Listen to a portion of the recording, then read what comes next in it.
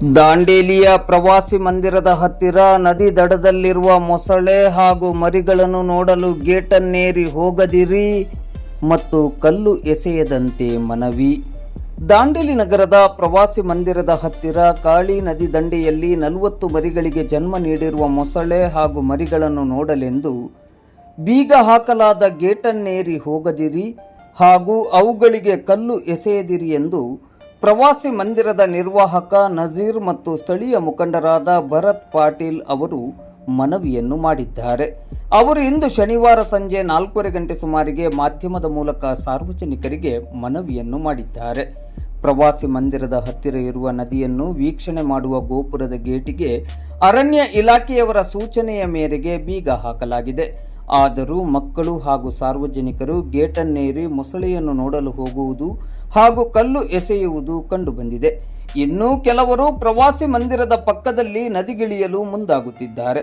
ಇದರಿಂದ ಅಪಾಯ ಕಟ್ಟಿಟ್ಟ ಬುತ್ತಿ. ನಮ್ಮ ಜೀವದ ರಕ್ಷಣೆ ನಮ್ಮ ಹೊಣೆಯಾಗಿದ್ದು ಅನಾಹುತವಾದಲ್ಲಿ ಅರಣ್ಯ ಇಲಾಖೆಯವರ ಮೇಲೆ ಕೈ ತೋರಿಸುವುದು ಸರಿಯಲ್ಲ. ಈ ನಿಟ್ಟಿನಲ್ಲಿ ನಗರದ ನಾಗರಿಕರು ಅಪಾಯವನ್ನು ತಂದೊಡ್ಡಿಕೊಳ್ಳಬಾರದಾಗಿ ವಿನಂತಿಸಿದ್ದಾರೆ. ಸರ್, ಇಲ್ಲಿ ಯಾರಿಗೆ ಎಷ್ಟೋ ಸಮಯ ಹೇಳಿದ್ರು ಅವರು ಜಿಗಿದು ಹೋಗ್ತಾ ಇದ್ದಾರೆ ಸರ್. ಗೇಟ್ ಮ್ಯಾಲಿಂದ ಜಿಗಿದು ಹೋಗ್ತಾ ಇದ್ದಾರೆ. ನಾವು ಲಾಕ್ ಮಾಡಿದ್ರು ಆ ಕಾಡಿ ಈ ಕಾಡಿನಿಂದ ಬಂದು ಹೋಗ್ತಾ ಇದ್ದಾರೆ ಸರ್. ಬಂದು ಏನು ಮಾಡ್ತಾರೆ?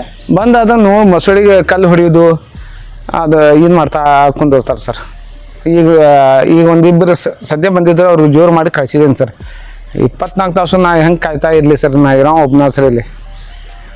ಫಾರೆಸ್ಟ್ ಡಿಪಾರ್ಟ್ಮೆಂಟ್ ಅವರು ನಿನ್ನೆ ಆರಪ್ಪ ಸಾಹೇಬರು, ಚವಾಣ್ ಸಾಹೇಬರು, ಎಸ್.ಎಫ್ ಸಾಹೇಬರು ಬಂದು ನನಗೆ ಹೇಳಿ ಹೋಗಿದ್ದಾರೆ ಸರ್, ಯಾರಿಗೂ ಬೆಳಲಿಕ್ಕೆ ಹೋಗಬೇಡ ಅಂಥೇಳಿ.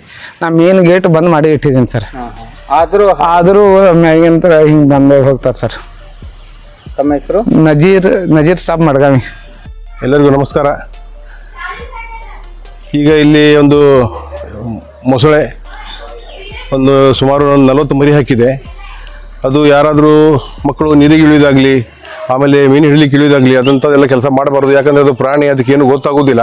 ಆಮೇಲೆ ಅದು ಯಾರಾದರೂ ಮೈ ಮೇಲೆ ಹೋಗಿ ಪ್ರಾಣಾಪಾಯ ಆದರೆ ಅದಕ್ಕೆ ಯಾರು ಹೊಣೆ? ಅದಕ್ಕೆ ಸುಮ್ಮನೆ ನೀವು ಯಾರು ಮೊಸಳೆಯನ್ನು ಅದಿದೆ ಅಂತ ಹೇಳ್ಕೊಂಡು ಯಾರು ಕೆಳಗಡೆ ಇಳಿಬಾರ್ದು ಅಂಥೇಳಿ ನಾನು ಒಂದು ವಿನಂತಿ ಮಾಡ್ಕೊಳ್ತೇನೆ. ಎಲ್ಲದಕ್ಕೂ ಯಾವುದೇ ಒಂದು ಅರಣ್ಯ ಇಲಾಖೆಗೆ ದೂರೋದು ಬೇಡ. ಅದಕ್ಕೆ ನಮ್ಮ ಜೀವ ನಮ್ಮ ರಕ್ಷಣೆ.